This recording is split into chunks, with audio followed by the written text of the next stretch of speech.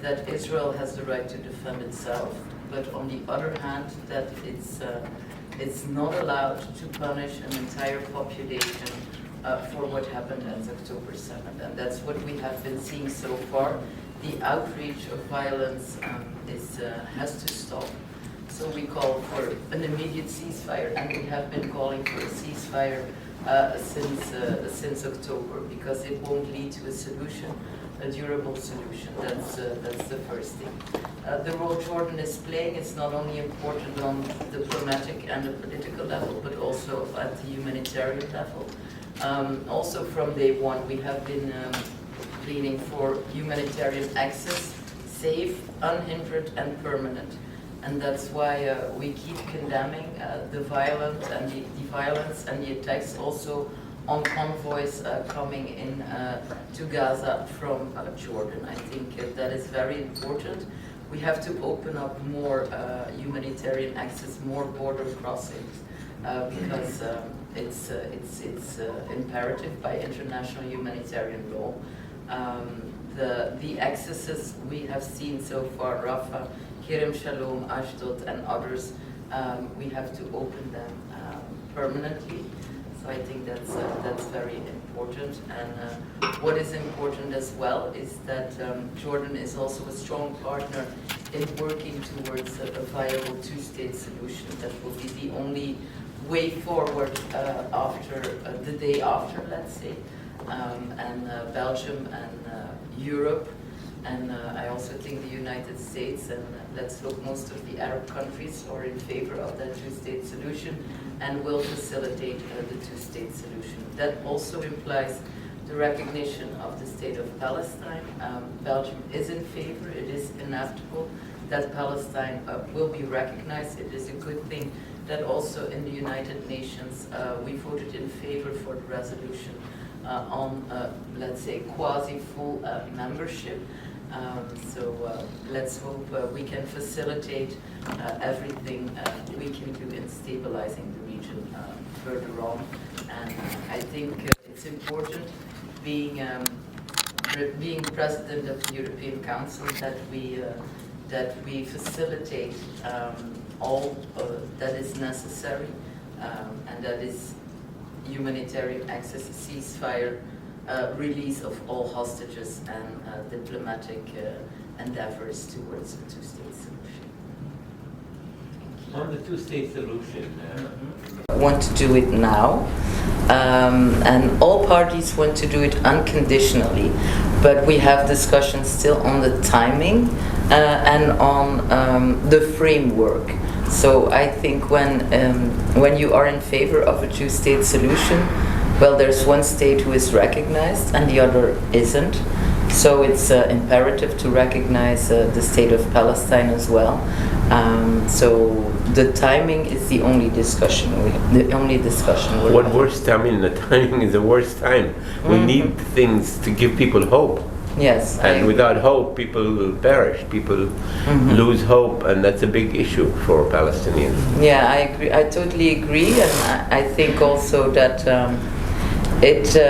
before negotiations start, before peace process develops, it's important to have the signal, especially to the people in Palestine, but also to the region, that Palestine will be a full member of the international community, a state, and with all the with everything that comes with it. So that's for sure. Yes, ma'am. Thank you for this opportunity. I mean, thank you for everything you're doing personally and your country is doing in order to alleviate the suffering of the Gazans. I'll try to be more precise and concise on this. You called for a halt to arm export to Israel. How would you, for example, convince the member state, the EU member states, in order to follow suit on this issue? Yeah, I think if everybody calls for a ceasefire, well, it's important that you also make sure that it's viable, that the weapons keep silent. And if you don't export weapons, they can't be used. So it's very clear that Belgium is in favor of a weapon export ban, but some member states still export. So that's something we discuss in the European Council, and we will continue to put it on the table. And we've seen that the United States now had a pause. It's limited pause, I do agree, but a pause is better than a continuous exportation. So we will make the call in the European Council over and over again. And I think it's important not only to talk about the humanitarian aspects. Of course, that's the most important thing, because people are dying, people are suffering from famine. But when you want a viable solution in the long term, it's also important that you have a partner in Israeli government, and so far they don't seem to listen to international calls, and that's why we also brought the sanctions to the European table. We are an important trade partner, the European Union, to Israel. And we think it's important also to look into the association agreement Israel has with the European Union, and the application of the human rights clause that is foreseen in Article 2. So we also brought that to the table. We have been supported by the High Representative, Mr. Borrell, but inside the European Commission there is still ongoing discussions on that topic. Are we going to see greater European involvement in the peace process the next few, let's say, weeks or months?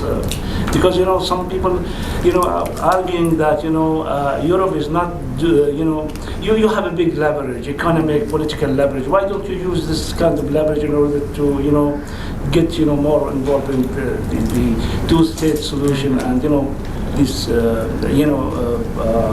or even the ceasefire in Gaza? Yeah, the ceasefire, it's inevitable. One day it will come, but it's not only a pity, but it's a shame that it takes so long, because this is not the way forward, and we're seeing violence at the expense of ordinary people's lives. So the ceasefire, that's something we have been asking for since day one, more or less. On the unanimity in Europe, I think everybody is in favor of a two-state solution. Everybody knows that's the only way forward. But every country has its tradition, and every country has also the political standpoints and coalitions that they have. And it's inevitable that the European Union plays a more important role in facilitating the two-state solution. So I hope and I know that the preparation for a peace conference is ongoing, but we have to be ready once the weapons keep silent. Excellency, what are the main issues are you going to discuss with the Jordanian side during this visit? And what about your efforts to stop any ground invasion against Rafah? Well, on the ground invasion, I think the international community has spoken out loud, so that's very clear. It's a red line, not only for Europe but also for other international partners. And on the other hand, the most important thing that depends on my competencies, being a Minister of Development Cooperation and Humanitarian Affairs, is of course UNRWA as the backbone of the humanitarian system, not only in Gaza but in the entire region. And that's why I'm fairly proud that my country never stopped financing UNRWA, has always asked for transparency. But when you accuse an organization or staff of an organization, you have to come with proof.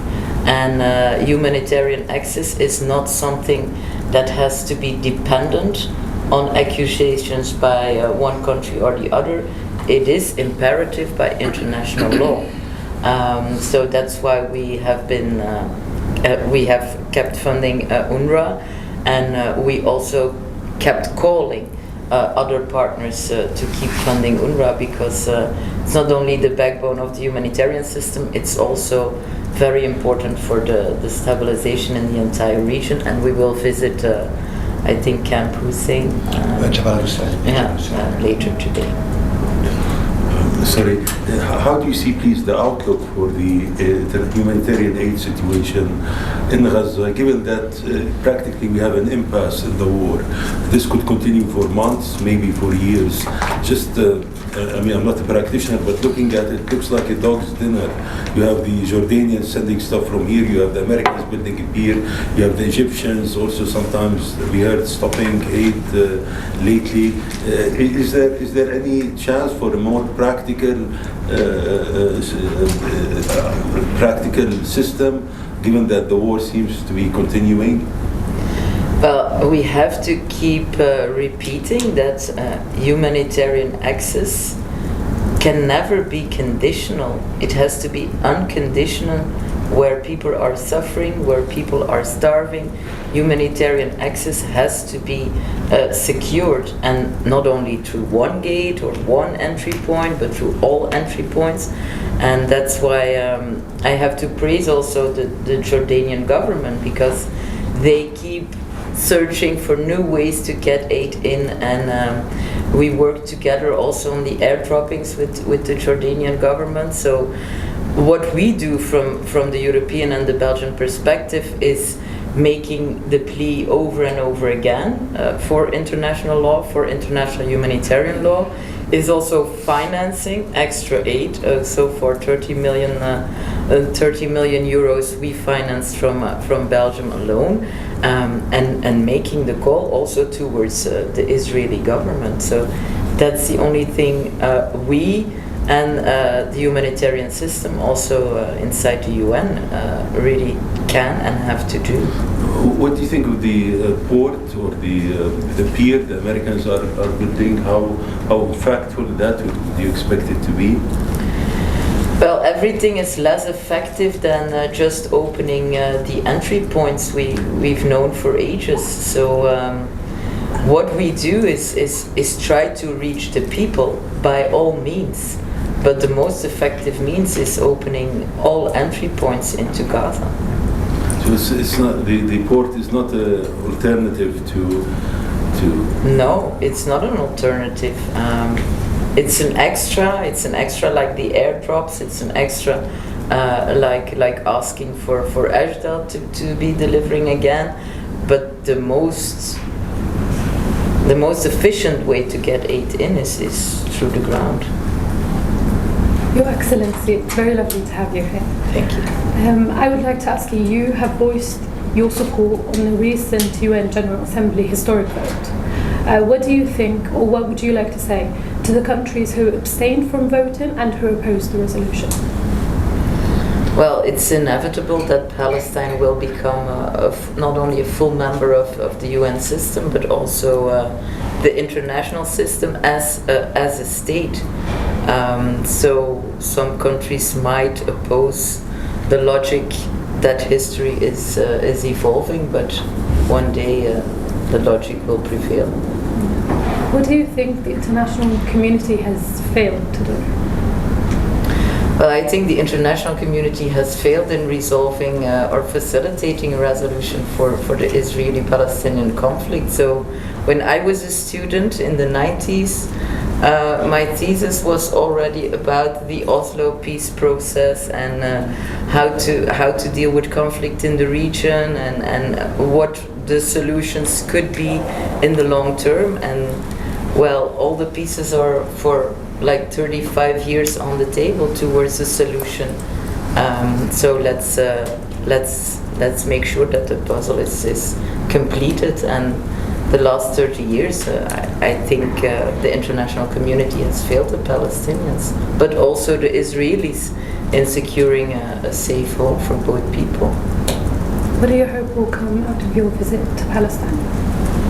Well, when I can dream, I would say an immediate ceasefire and a peace process on track. But let's hope we can give the signal also to the people in Europe that while people are suffering, whether it's in Ukraine or in Palestine or in the Middle East, we have to stand by their side, because Europe is a peace project. Europe is a project that has been founded on the foundations of international law and human rights.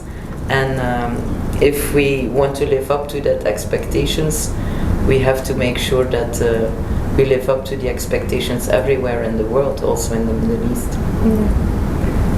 Speaking of Ukraine, do you believe the sanctions are the way to go to deal with economic sanctions, as the Belgian Prime Minister previously said regarding Israel? Well, I think all instruments, peaceful instruments, are good to move forward in the process towards a two-state solution, and we have been trying to enforce humanitarian access, ceasefire, release of hostages. We are intervening at the ICJ, and sanctions are another instrument. To use leverage, the leverage that we have also from the European perspective. And is there something that you would hope to cooperate with Jordan in light of finding a solution? Well, what is very important, I think, is that Jordan is the stabilizing factor in the region, not only towards the Palestinians in Jordan, towards the Palestinians in Palestine, but even towards Israel. I think that's an important role that Jordan can play, and we have to support the Jordanian people even more than we are doing now. It's very lovely to have you. Thank you. Thank you.